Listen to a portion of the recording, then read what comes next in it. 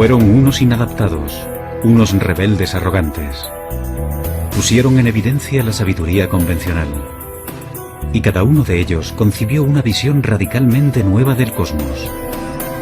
Galileo Galilei, Isaac Newton, Albert Einstein y Stephen Hawking. Todos ellos tuvieron una vida agitada, cargada de grandes triunfos y humildes fracasos. Son gente que se ha atrevido a lanzar desafíos. Suelen toparse con la oposición de algunos y no saben enfrentarse a eso. Había una especie de demonio que no les dejaba hacer otra cosa. Hay que tener un ego muy fuerte para decir, puedo resolver esto, descifrar una pequeña parte del universo. ¿Quiénes eran esos genios rebeldes?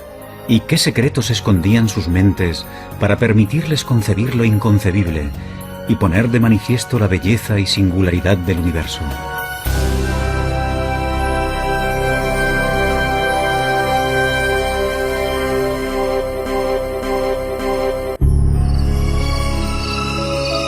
Los secretos del cosmos. En la Europa del siglo XVI existe una certeza que las generaciones posteriores no podrán más que envidiar. Todo el mundo sabe que la Tierra es el centro del universo. Pero esa visión tan alentadora de nuestro mundo se está empezando a resquebrajar. Y uno de los principales causantes de ello es el autoproclamado genio Galileo Galilei. Galileo era un hombre engreído que tenía su carácter.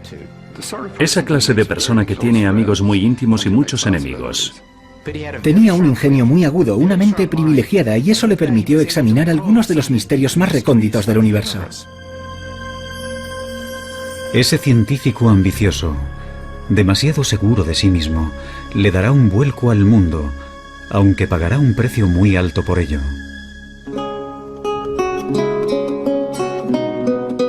Galileo nace en 1564 en Pisa, Italia.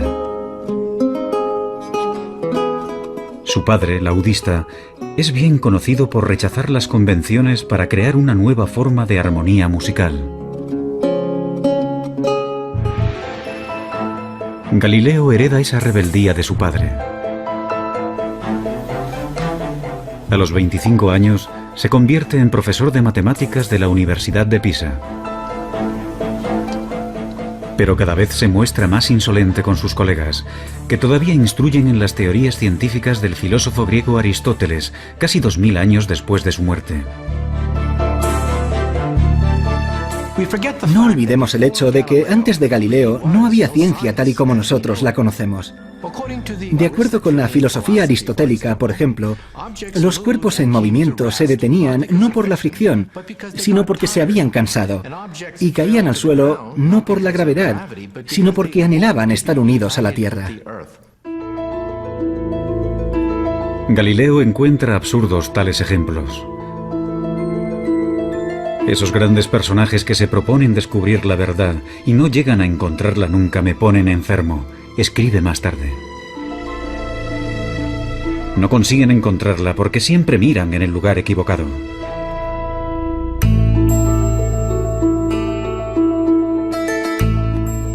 Galileo está a punto de frustrar una creencia milenaria.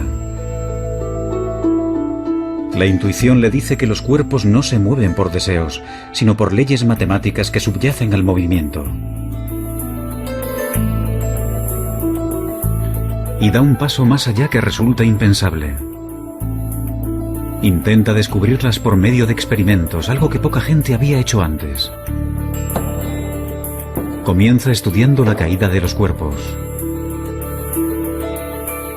A continuación, el físico Stephen Hawking. Galileo afirma que unas observaciones sencillas, como dejar caer unos pesos desde determinadas alturas, demuestran que las cosas no funcionan como habían dicho los antiguos griegos. Mucha gente debía de haberse dado cuenta de ello, pero habían llevado a cabo observaciones imperfectas. Por primera vez en la historia, Galileo empieza a establecer unas leyes básicas del movimiento, tales como el hecho de que la velocidad viene determinada por el tiempo y la aceleración. Una de las genialidades de Galileo consistió en reducir la aceleración de la gravedad. Se fabricó un plano inclinado para dejar caer por él una bola. De esa manera se podía observar claramente cómo un cuerpo coge velocidad a medida que desciende. Así que él introduce el concepto de aceleración. A nosotros nos parece muy obvio y lógico, pero supuso un avance matemático clave, entender el movimiento en esos términos.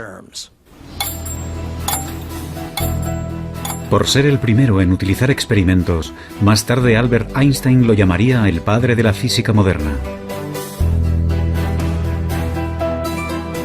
Galileo abrirá el camino que después seguirán Newton y Einstein. La búsqueda de las leyes matemáticas que se esconden tras cualquier movimiento. Pero sus avances son lentos.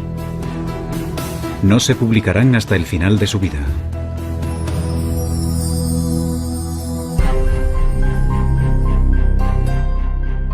A los 45 años, Galileo continúa siendo un matemático mal pagado.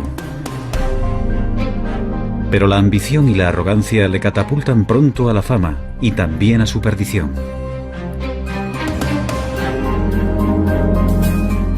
En 1609, Galileo oye hablar de un catalejo, un aparato como de juguete que hace que los objetos distantes parezcan cercanos. Decidido a sacar provecho del invento, aprende rápido a fabricar lentes. En pocas semanas, llega a Venecia con un telescopio que presenta como su propio invento. Impresiona de tal forma a la marina veneciana que sus superiores le doblan el salario. Galileo no se molestó en decirles que aquel instrumento ya se estaba presentando y vendiendo en muchos otros lugares. De hecho, se llevaron una gran desilusión al descubrir que no era un invento exclusivo de Galileo. Pero, bueno, tampoco se le puede reprochar nada, simplemente fue un buen negociante. Para el librepensador que era Galileo, el telescopio también ofrece la posibilidad de plantear cuestiones que otros no se atreven ni a nombrar. 60 años atrás, el astrónomo Copérnico había propuesto la idea radical de que la Tierra gira alrededor del Sol. Pero Copérnico contaba con escasas pruebas para su teoría. Una teoría que contradice pasajes de la Biblia. En la época de la Inquisición, tales especulaciones se consideran herejía.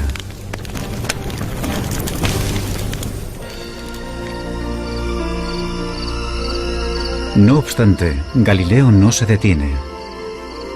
Será el primer astrónomo que observará el cielo con un telescopio. Y ve el universo como nunca antes se había visto. Se siente fascinado por el hecho de que el telescopio pueda abrir mundos totalmente nuevos. Realiza dibujos y diagramas con la sensación de que no lo hace lo suficientemente rápido. Noche tras noche, Galileo se afana en su trabajo y realiza un hallazgo asombroso. Descubre 4 lunas orbitando alrededor de Júpiter. La prueba de Galileo de que no todos los cuerpos celestes se encuentran en la órbita de la Tierra sirve de gran apoyo para la teoría de que la propia Tierra podría girar en torno al Sol. Pero contradecir la Biblia es jugar con fuego.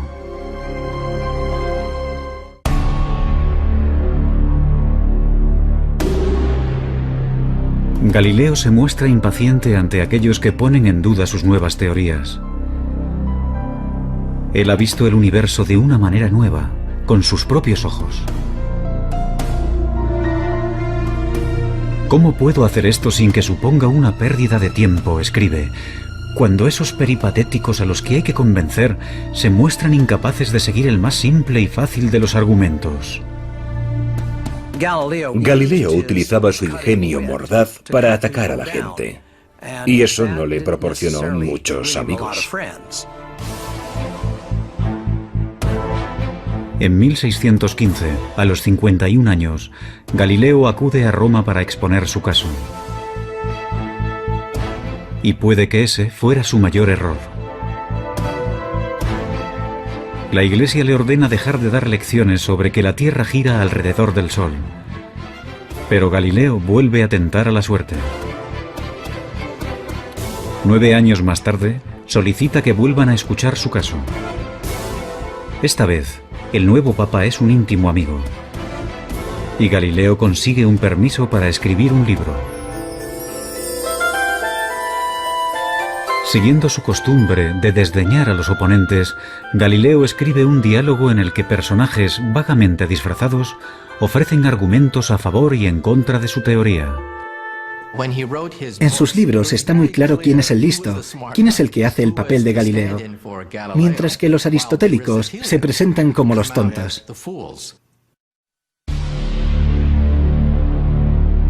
En 1633, la Inquisición ordena arrestar a Galileo. La Iglesia le acusa de herejía.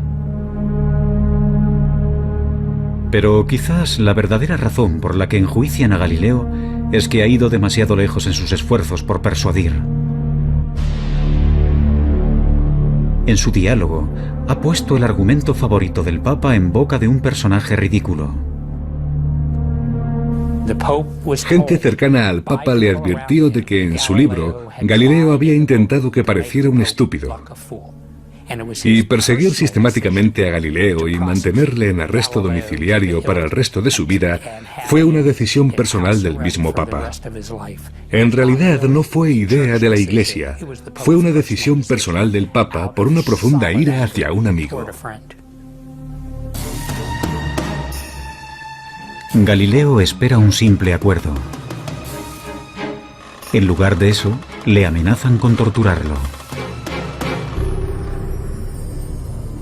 Rendido ante lo inevitable, se arrodilla y se retracta.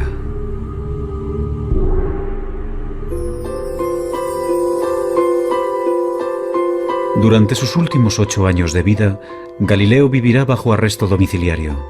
Es un hombre destrozado.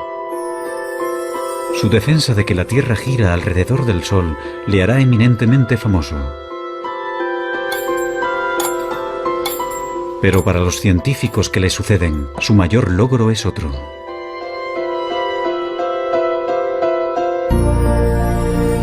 En sus últimos años de vida, escribe un libro con el que completa el trabajo iniciado de joven. En él, demuestra que es posible utilizar las matemáticas para analizar el movimiento.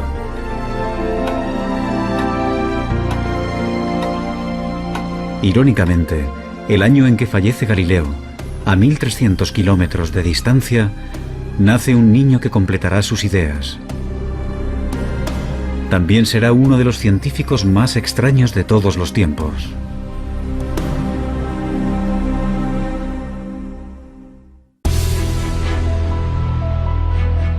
Seguramente no ha habido ningún otro científico que haya trabajado tan duro, sin reparar en comer, dormir o relacionarse con otros, como Isaac Newton.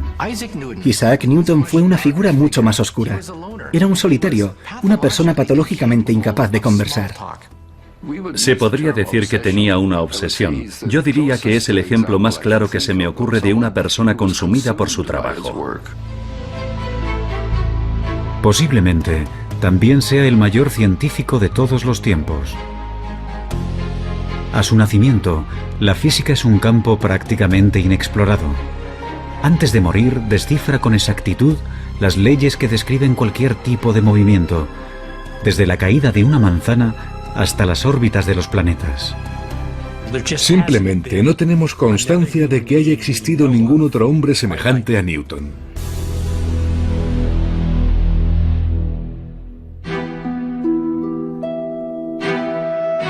En 1642, Isaac Newton nace en un pueblo remoto de Inglaterra. La suya será una infancia desdichada. Su padre muere antes de su nacimiento, y con tan solo 3 años, su madre lo envía a vivir con una abuela severa y puritana. Cuando su madre se volvió a casar y lo dejó con su abuela, Newton se sintió traicionado y solo, y yo creo que nunca superó aquello. Más tarde escribirá que, entre sus pecados de la infancia, se incluye amenazar con quemar a su madre y a su padrastro en la casa de estos.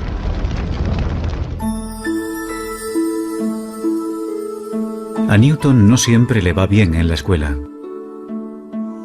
pero despierta la curiosidad en el pueblo porque construye aparatos mecánicos extraordinarios, como molinos de viento. Un maestro de la escuela convence a su madre para que lo envíe a la universidad. En el Trinity College de Cambridge, la mayoría de los estudiantes se dedican más a beber y a la juerga que a estudiar. Newton prefiere aislarse y permanecer solo. A su alrededor había un montón de gente que no tenía ni el más mínimo interés por los libros, gente que procedía de familias acomodadas. Debía de sentirse totalmente fuera de lugar, y sabiendo cómo actúan los estudiantes, supongo que lo consideraban el bicho raro. Newton es un puritano obsesionado con el pecado. Se autoimpone un estricto control emocional y sexual, y lleva una existencia solitaria, monacal. Newton era muy diferente a Galileo, porque era la persona más reservada de la que hayas podido oír hablar nunca.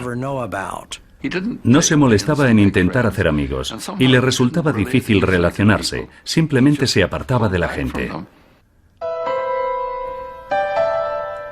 En toda su vida no tuvo aventuras amorosas ni apenas amigos.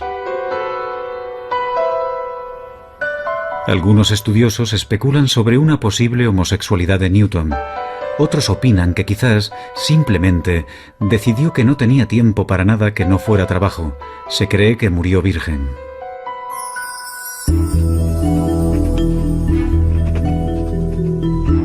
En la facultad, Newton dedica toda su pasión a los estudios. Como a Galileo, las matemáticas le fascinan. Adquiere un nivel avanzado en esta ciencia por su cuenta. Y después comienza a crear unas matemáticas nuevas para analizar el movimiento.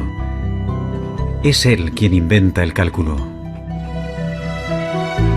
Newton se siente fascinado por la manera en que el Sol sale y se pone, formando un arco completo. Una de las observaciones más brillantes de Newton fue el hecho de que cuando los cuerpos se mueven, su trayectoria se puede ver poco a poco, gradualmente, con un desplazamiento minúsculo de manera progresiva. Y cuando haces confluir este movimiento, obtienes espirales preciosas, obtienes elipses, círculos. Y no olvidemos que, al escribir sus notas, Isaac Newton estaba creando el cálculo al mismo ritmo al que lo aprenden los estudiantes universitarios de primer año. Si lo hubiera compartido con alguien, habría obtenido el reconocimiento de ser el mayor matemático de Europa. Pero Newton guarda sus descubrimientos para sí mismo. Prefiere trabajar en los detalles él solo.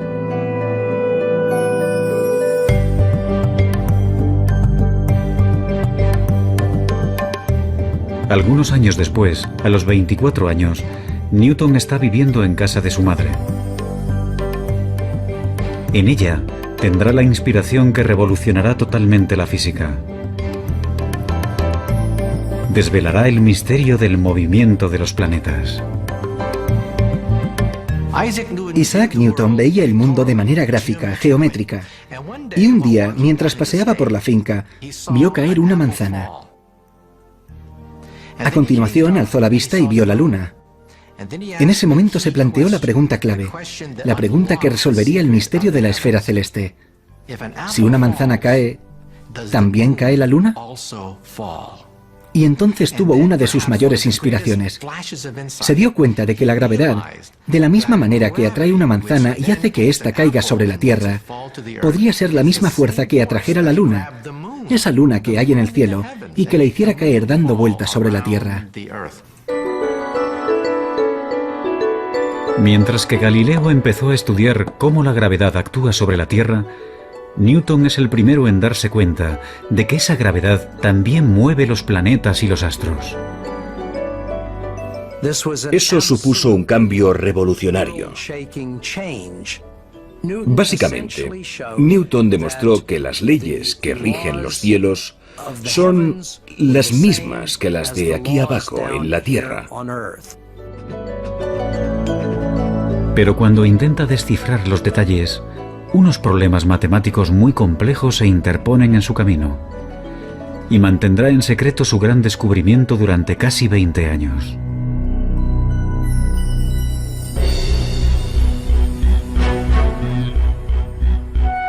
Pronto Newton se convierte en profesor de matemáticas en la Universidad de Cambridge. Sus responsabilidades docentes son reducidas y pasa las 24 horas del día investigando en el campo de las matemáticas y la física. Sus colegas no tardan en reparar en su genialidad, así como en su extraña y esquiva naturaleza. En 1672, gracias al invento de un nuevo telescopio, Newton es admitido en la Royal Society, la asociación inglesa de los científicos más destacados. Halagado, permite que publiquen un artículo brillante sobre óptica.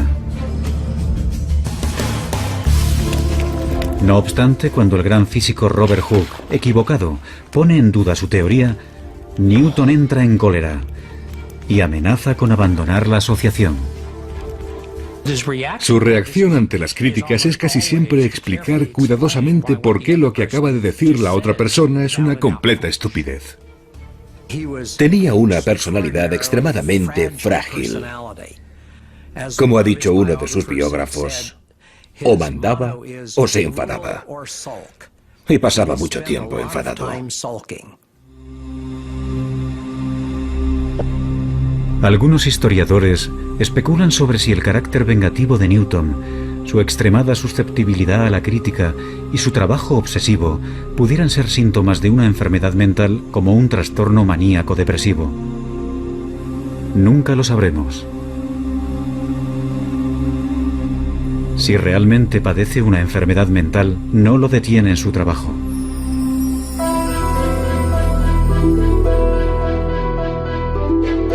A los 42 años, le piden que resuelva un problema que mantiene desconcertados a los mejores físicos de Inglaterra. ¿Cómo describir matemáticamente la órbita de los planetas alrededor del Sol?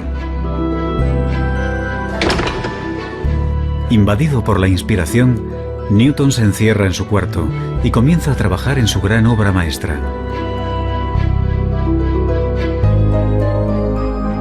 Como a Galileo, le guía una fuerte intuición. Ahora se dispone a descifrar matemáticamente las leyes de la gravedad, una tarea que había iniciado en años anteriores. Durante casi 2 años, no se comunica apenas con nadie. El único ejercicio que realiza es pasearse por la habitación. Dormía muy poco y se pasaba 18, 20 horas al día trabajando. Se saltaba las comidas. Solo escribía. Tenía el poder de sentarse en la silla y no distraerse, concentrarse, obsesionarse con un problema durante años, sin parar, hasta que lo resolvía. Al final, Newton reaparece con una obra maestra que transformará el mundo, Los Principia. Puesto que es un simplista inquebrantable, Newton se centra en los fundamentos básicos.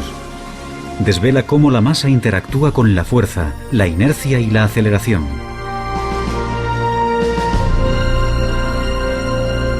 No obstante, su mayor logro es el de definir la gravedad. Es el primero que habla de esta como una fuerza que actúa a una distancia.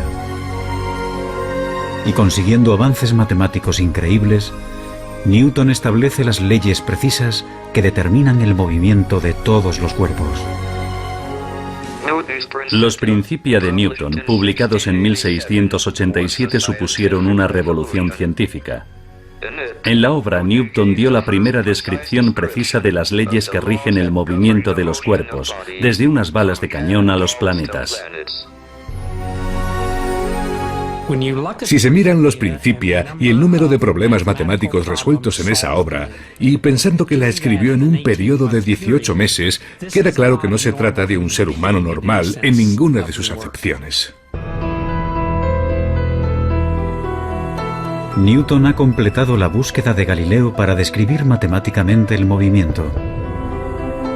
No obstante, 200 años después, otro rebelde arrogante descubrirá que a velocidades muy altas las leyes de Newton no se cumplen y que el universo es más extraño de lo que nunca nadie había imaginado.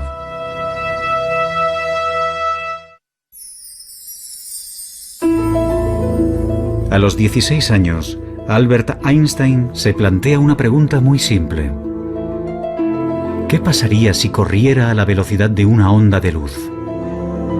¿La luz parecería estar quieta?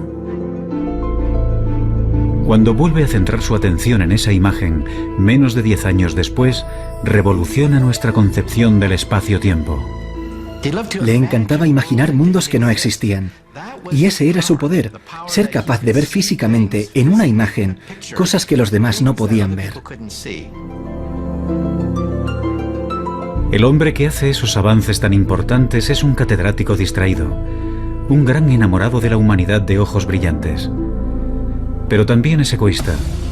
Ha tenido 2 fracasos matrimoniales y confiesa de sí mismo ser un desastre en la esfera emocional.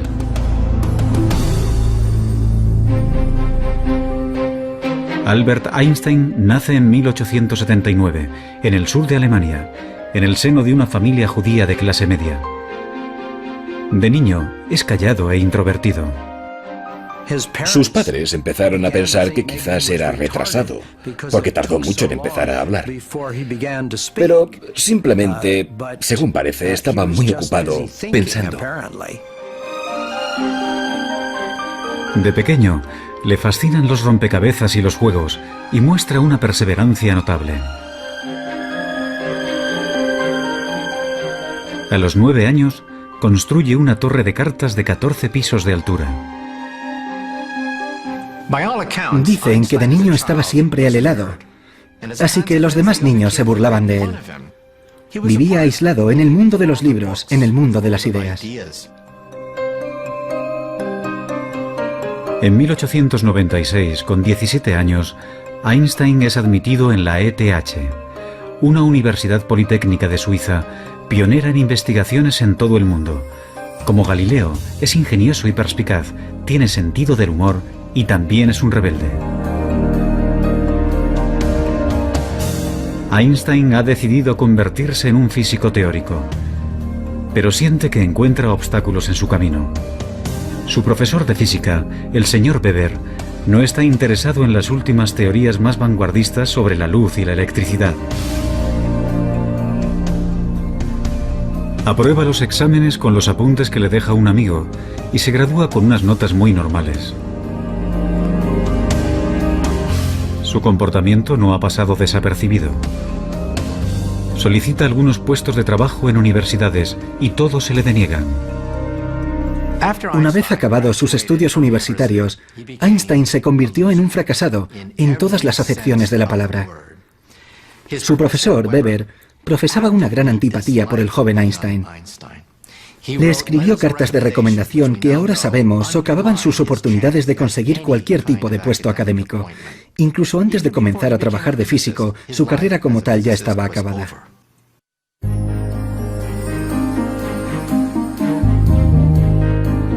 Dos años después de abandonar la universidad, Einstein encuentra por fin un trabajo como empleado en una oficina suiza de patentes. El puesto no tiene nada que ver con la física teórica, pero ese trabajo, aparentemente sin porvenir, será su salvación. En Berna se establece como oficinista y a los 23 años de edad lleva una vida burguesa. Contrae matrimonio con Mileva Marik, una compañera de la universidad. Afortunadamente, el trabajo no exige demasiado esfuerzo y le permite dedicar tiempo a analizar cuestiones vanguardistas sobre física, tales como la naturaleza de la luz. Otros ya habrían tirado la toalla y habrían abandonado la idea de una carrera como físicos. Parece como si se tratara de alguien que estaba poseído por un demonio intelectual que no le permitía hacer otra cosa. Ahora Einstein vuelve a pensar en aquella sencilla imagen que le vino a la mente por primera vez en el instituto. ¿Qué pasaría si corriera a la velocidad de una onda de luz? Tanto Isaac Newton como Einstein tenían esa asombrosa habilidad para crear imágenes sencillas que hasta un niño podría entender y extraer de ello imágenes que cambiarían nuestra visión del universo. Según Newton, la velocidad de un rayo de luz debería mostrarse más lenta que alguien corriendo a su lado. No obstante, la luz no parece obedecer a las leyes de Newton. Einstein dice que un rayo de luz se aparta de ti a la velocidad de la luz. Por mucho que corras, nunca lograrás alcanzarlo. Por mucho que aceleres, aunque pises a fondo, el rayo de luz seguirá apartándose de ti a la misma velocidad. ¿Cómo es posible que no se pueda alcanzar un rayo de luz? Ahora, como Galileo y Newton antes que él, Einstein cuestiona implacablemente supuestos que nadie más se atreve a discutir. Si la velocidad de la luz nunca cambia, entonces tiene que haber algo más. Ya lo tenía. El tiempo es relativo, depende de la velocidad a la que te mueves. Y esa idea supuso una auténtica revolución. Einstein ha descubierto que las leyes de Newton solo se cumplen si se aplican a ámbitos de la experiencia cotidiana. Cuando los cuerpos viajan a una velocidad cercana a la de la luz, el sentido común ya no funciona. Las distancias se alargan y el reloj avanza más lentamente. Newton, perdóname, escribe Einstein más tarde. Con tan solo 26 años, desmonta las leyes del movimiento de Newton con su teoría de la relatividad. Con preguntas como las que haría un niño e imágenes sencillas, Einstein cambió la visión del mundo.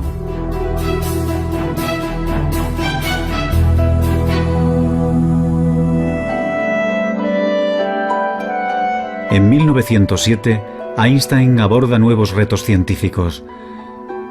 Pero unas cartas recién publicadas revelan un lado personal poco conocido. Mientras trabaja en su gran obra maestra, se encierra en sí mismo y sus más allegados sufren.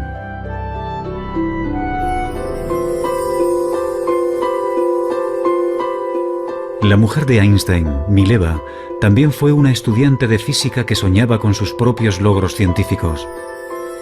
Pero ahora, mientras que Einstein da clases y colabora con otros científicos, Mileva apenas lo ve. Teme estar perdiendo tanto a su marido como su sueño. Entonces, en 1914, Mileva descubre que tiene una adversaria en el ámbito sentimental, Elsa Lowenthal, prima de su marido. El matrimonio de Einstein está roto. Me encantaría tomarme una cerveza con Einstein, pero no le presentaría a mi hermana. Es como si las normas no le afectaran necesariamente. Einstein se casará con Elsa, que está dispuesta a cuidar de la casa con menos expectativas. El científico ha renunciado al amor en el matrimonio. La ciencia está por encima de todo.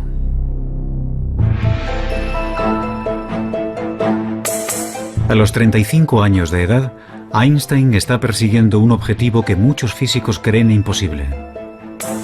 Su intuición le dice que debe de haber una teoría general de la relatividad, que también explique la fuerza de la gravedad. Como Newton, Einstein está obsesionado. Pasa años inmerso en unas matemáticas de una complejidad tremenda.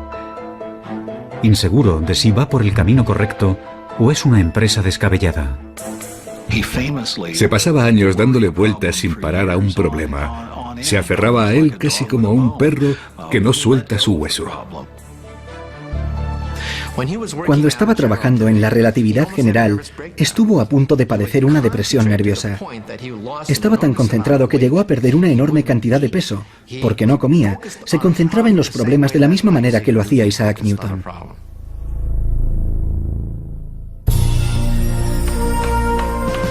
Al final, en el otoño de 1915, Einstein se da cuenta de que lo ha resuelto. Su nueva visión es tan extraña que incluso a los físicos les costará entenderla. Demuestra matemáticamente que la masa y la energía curvan el espacio-tiempo. Un cuerpo inmenso como el Sol deforma tanto el espacio-tiempo que un planeta cercano se mueve a su alrededor con una trayectoria curva. Para Newton parecen atraídos por una fuerza. Pero eso es tan solo una ilusión. El mismo fenómeno se cumple en la Tierra. Los cuerpos, que parecen atraídos por una fuerza gravitatoria, en realidad están viajando por un espacio-tiempo deformado. La teoría general de la relatividad de Einstein cambió para siempre nuestras ideas sobre el espacio-tiempo. Es tan bonito que tiene que ser cierto. Einstein llega a una serie de ecuaciones que rigen la curvatura espacio-tiempo. Unas simples líneas describen el movimiento de las galaxias y el destino del universo.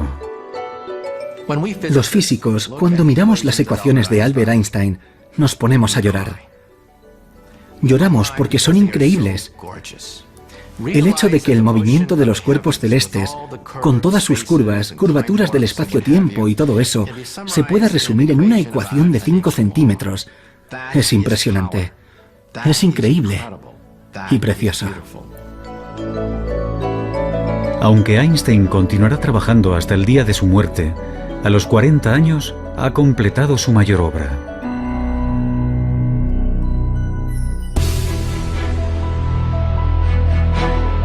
Galileo aplicó las matemáticas al movimiento. Newton perfeccionó esas leyes en el ámbito de la experiencia cotidiana. Pero la búsqueda de Einstein de una teoría más compleja reveló leyes que rigen todo el universo. Actualmente, otro rebelde brillante está intentando encontrar una teoría aún más amplia, una teoría que lo incluya todo.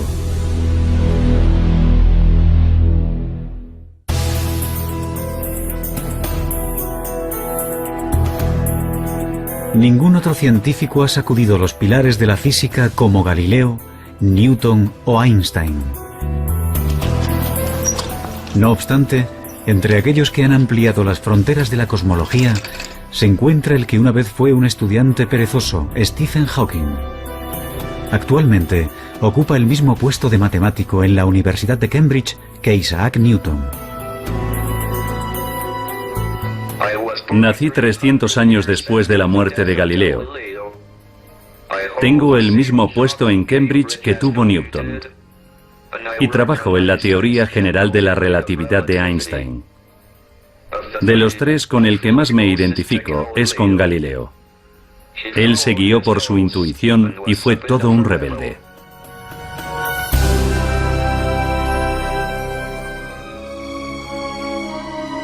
Stephen Hawking nace en 1942 en Oxford, Inglaterra. Como Galileo, Newton y Einstein, de niño se siente fascinado por cómo funcionan las cosas. No obstante, en la Universidad de Oxford, Hawking prácticamente no estudia nada. Confía en su extraordinaria facilidad con las matemáticas para ir aprobando. Hawking pasa la mayor parte del tiempo saliendo con amigos y con su equipo de remo. Desde luego, Stephen Hawking no era el tipo de persona que parece tener un destino brillante. En la facultad no era el más aplicado. Él mismo dice que durante toda su etapa como estudiante en Oxford trabajó en total unas 1000 horas, lo cual supone 1 hora al día de media. Hawking se muestra aburrido y apático. Según parece, para él no vale la pena esforzarse por nada. Pero está a punto de desencadenarse una tragedia que convertirá un intelecto aburrido en una mente apasionada. En 1962, Stephen Hawking inicia sus estudios de posgrado en cosmología en la Universidad de Cambridge. Pero algunos síntomas de su enfermedad empiezan a ser difíciles de ignorar. Un ligero defecto del habla, problemas para servir una cerveza.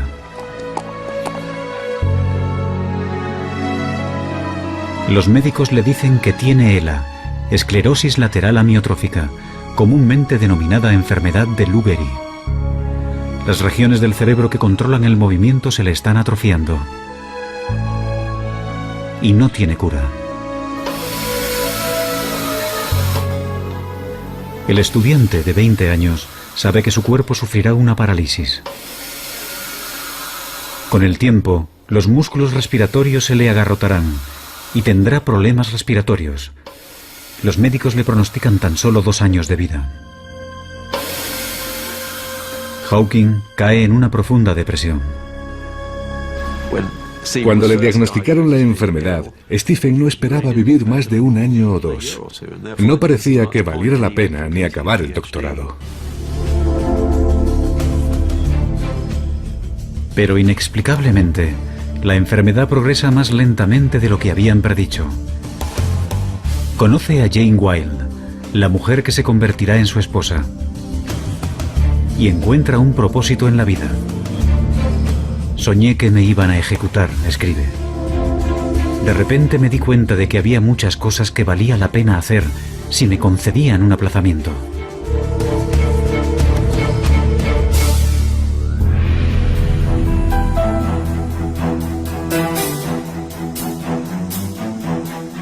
Hawking empieza a trabajar duro por primera vez en su vida.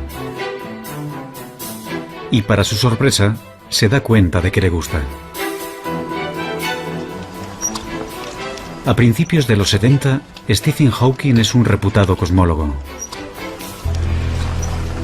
Está postrado en una silla de ruedas. No obstante, se muestra obstinado. Nada le impedirá llevar una vida normal.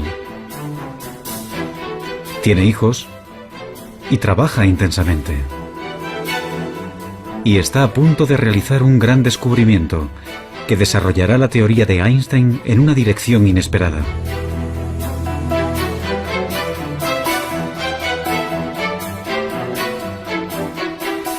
La teoría de la relatividad general de Einstein predice el movimiento de cuerpos muy grandes, como las galaxias, pero no puede explicar el comportamiento de las partículas subatómicas más diminutas, que son las piedras angulares del universo. Su movimiento solo lo predice otra teoría, llamada mecánica cuántica. Y para la frustración de Einstein y de cualquier físico, esas dos teorías parecen totalmente incompatibles. Pero Hawking tiene la fuerza suficiente para abordar lo imposible. Cuando Stephen Hawking estaba realizando su trabajo pionero, había 2 bandos opuestos que se odiaban. Nunca hablaban entre ellos. Por una parte estaba el bando de los conservadores más acérrimos, los que mantienen la llama de Albert Einstein ardiendo con fuerza. En el otro bando estaban los teóricos cuánticos. Estos se ocupaban del mundo de las partículas subatómicas, centenares, miles de ellas. Utilizaban unas matemáticas diferentes, un lenguaje diferente, tenían una visión distinta de la física. Y llega Stephen Hawking diciendo que va a intentar aunar los 2 bandos. Nadie había planteado algo así hasta entonces.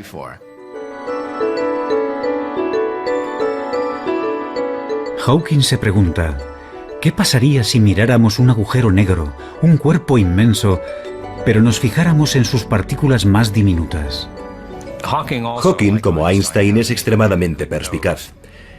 Tiene una intuición increíble para plantearse las preguntas clave y hacerlo del modo más adecuado. Los agujeros negros constituyen la predicción más extraña y radical de la teoría de la gravedad de Einstein.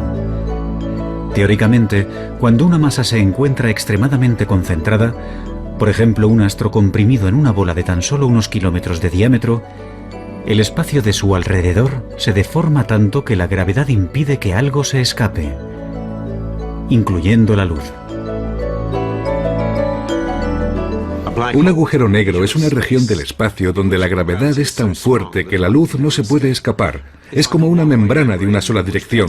Las cosas pueden entrar, pero nunca salir. Por eso se le llama negro. Ahora Hawking intenta algo que sus colegas asumen que es imposible. utiliza las ecuaciones de la teoría cuántica para analizar lo que les pasa a las partículas atrapadas por la gravedad en los márgenes de los agujeros negros. Para entonces ya no puede escribir. Si fuera un científico de laboratorio, su carrera ya habría acabado hace tiempo. Pero Hawking apenas ha utilizado siquiera un telescopio. Y para la teoría, lo único que necesita es su cerebro. Como Newton y Einstein, Hawking tiene un gran poder de concentración. Revisa una y otra vez en su cabeza largas y enrevesadas ecuaciones, comprobando y revisando constantemente sus cálculos. Tiende a pensar a través de imágenes y suele comenzar con alguna idea que cree acertada. Así que parte de ella. Tiene que confiar en conocimientos clave y saltos lógicos para compensar el hecho de que no puede comprobar línea por línea.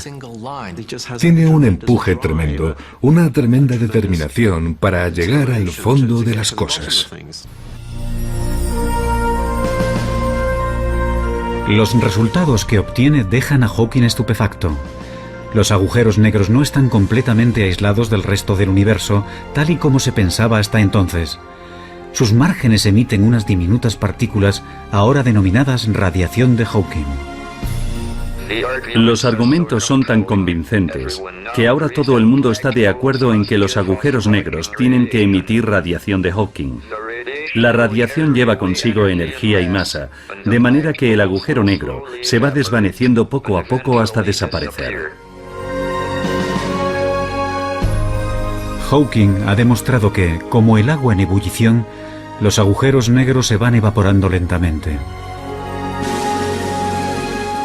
Y no menos importante es su descubrimiento de que hay un caso en particular en el que la relatividad general y la teoría cuántica se pueden combinar con éxito. Mi descubrimiento de que los agujeros negros no son completamente negros, sino que brillan como los cuerpos incandescentes, fue el primer ejemplo que depende tanto de teorías a gran escala como de otras de escala más reducida. Cuando se publicaron los resultados fue precioso. Fue una sensación muy agradable. Solo hablar de ellos era como saborear un caramelo en la boca.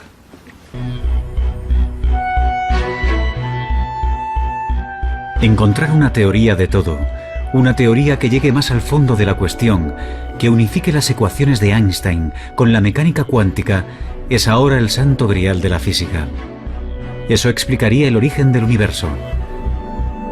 Y Hawking ha creado nuevas esperanzas de que el rompecabezas definitivo se pueda resolver. El descubrimiento que hace Hawking sobre la radiación de los agujeros negros ha sido una pieza importante del rompecabezas, aunque todavía no sepamos cómo es el definitivo.